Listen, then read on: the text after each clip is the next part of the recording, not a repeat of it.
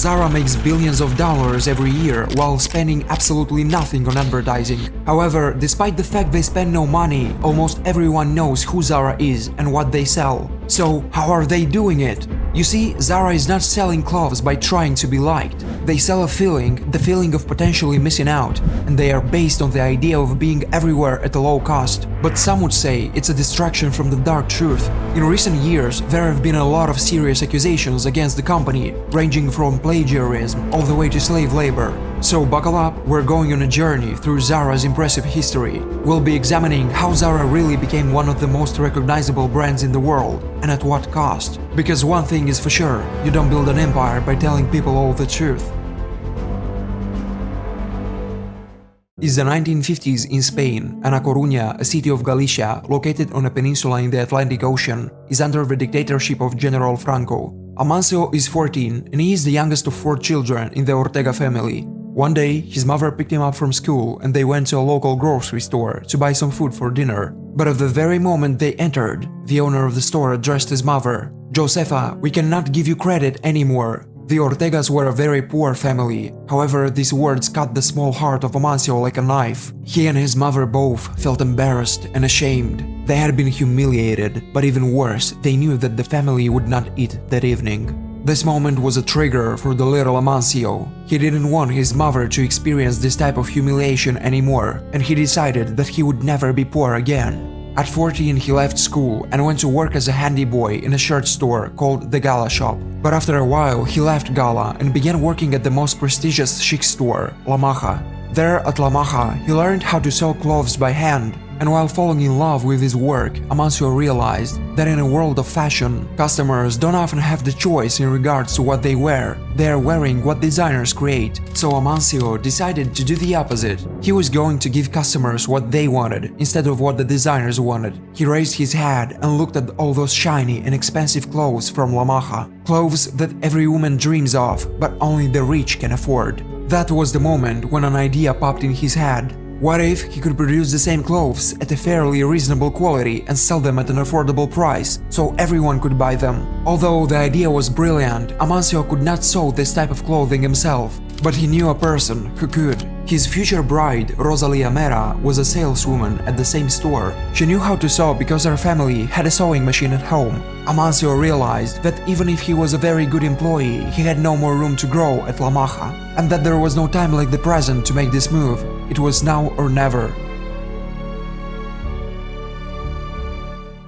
It was a long way in front of him, but Amancio knew where he was going. He and Rosalia kept their jobs at La Maja, and in their free time they sewed and put together copies of the most successful clothing pieces sold in the store. Then Amancio would go from one door to another, selling the copied pieces at much lower prices. At first, he had no money at all, so he took a loan of 30 euro from the Bank of Bilbao and began his journey. The business went well, and very soon women in A Coruña started noticing young Ortega and the clothes he produced. After all, he knew how to fulfill their desires, for cheap.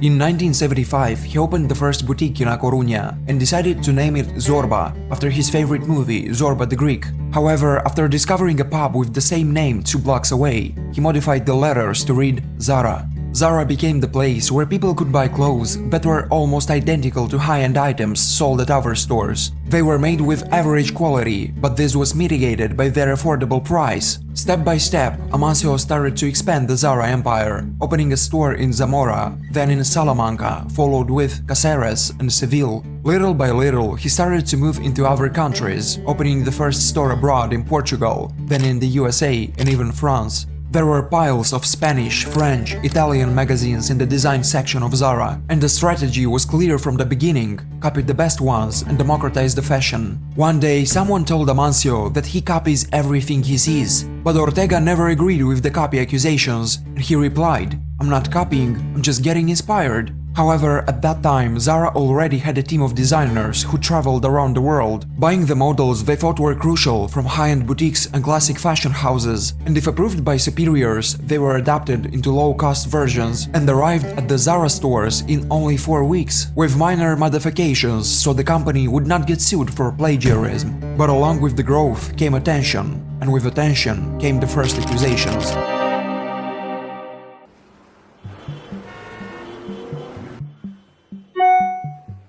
When Tuesday Basson, an LA-based independent artist, started to receive messages from her followers asking if she worked in collaboration with Zara, she was confused. However, all became clear when she realized that the Spanish brand was using designs that were identical to her own. So she immediately contacted Zara to ask them what exactly was going on. Zara's answer was, to say the least, dismissive. So Zara wrote this, their lawyers, quote, "We reject your claims here for reasons similar to those already stated above. The lack of distinctiveness of your client's purported designs makes it very hard to see how a significant part of the population anywhere in the world would associate the signs with Tuesday Basson." Simply put, they replied, "Look, you are a small indie creator and we are a giant corporation with millions of customers. Not enough people even know you for it to matter." However, it was not the only accusation that Zara would face. Shortly after this post, another artist made his own collage highlighting more cases of Zara's alleged copying. But Zara remained silent. Most designers present their collection a year before they are produced and sold in stores. Amancio used this opportunity and would send people to sniff out what was going on in the shows. Then, using fast production capacity, the clothes came out in Zara stores before the release of the original ones. Ortega called this fast fashion. For little designers, being copied and always remaining in the shadow of giant corporations is usually equal to a death sentence, as they don't have the resources to fight with such a giant. Again, this is an artist, this is her life's work, and not only did they steal it from her, they followed, kind of attacked her a little bit. And they're like, "You're not big enough, we don't care." Yeah. Like, what the f***? You can't do that, that's not...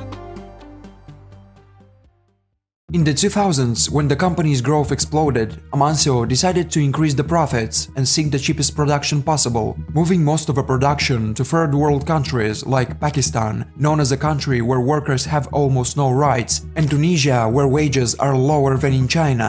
The building standards in these facilities were appalling and employees were treated like slaves. Unsurprisingly, under these conditions, tragedy can happen at any moment, and so it happened. In 2005, in Bangladesh, the illegally built extra floors within the building of the Spectrum factory, a Zara subcontractor, collapsed, killing 64 workers and injuring 80 others.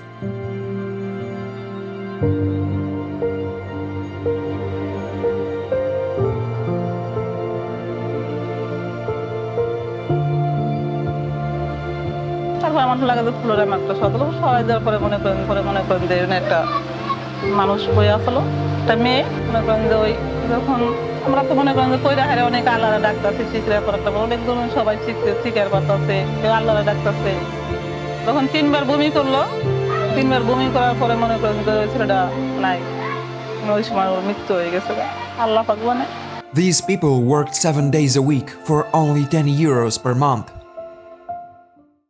Some years later, Zara was accused of using children as young as 14 in slavery factories in Brazil, where they labored for more than 16 hours a day in an unsanitary and hazardous work environment and were not allowed to leave the windowless factories. They were apparently paid between $170 to $2,080 per month, which is less than the legal minimum wage in Brazil. In 2013, the head of Argentina's government control agency, which raided 3 factories producing Zara clothing, said, "We found men and children who lived in the place where they worked. They were not registered and they were living in terrible conditions." But Zara appeared surprised by these accusations and justified by the fact that subcontractors used these workers and methods without informing them. In 2015, Amancio Ortega overtook Bill Gates and became the world's wealthiest man. And suddenly, everyone raised a brow. Who was this man? The press never talked about him, there were only a few public images of him. Yet, he was the #1 person on Forbes' list. You see, it's because Amancio was never a public person. Online, you can find a number of interviews, pages, and pictures of most billionaires in the world, but not with Amancio. He has the reputation of being one of the most enigmatic people on the planet. He is completely out of reach for the everyday person. For years, not a single picture of him was available. It was only after the company went public that they had to post a photo of Amancio to convince potential investors and demonstrate that there was in fact a real person behind the corporation. Ortega integrated the same strategy in his company. It sounds like that. In Zara, we do not talk to the press.